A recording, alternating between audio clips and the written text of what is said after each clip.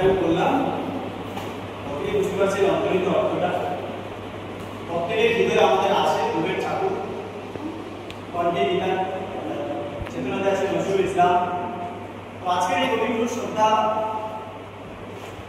রেখে আমি দু এক কথা যাতে বলছি।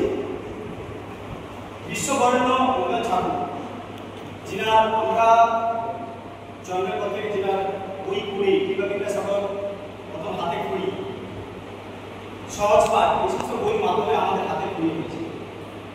একাধারে তিনি সঙ্গীত শিল্পী, লেখক, কবি, নাট্যকার, গীতিকার, তিনি এক হাস্যের রোল ভূমিকা পালন করেছিলেন।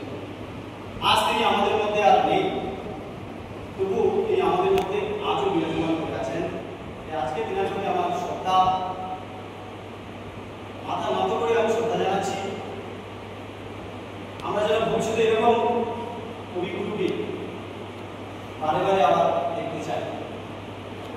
আমার এই ছোট্ট বক্তব্যটা শেষ করার আগে জাস্ট আমি আরো দুটি লাইন করব।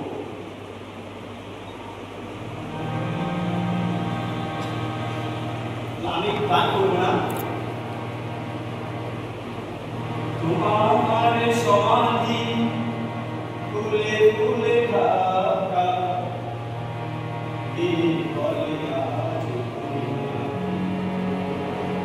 তুমি আছো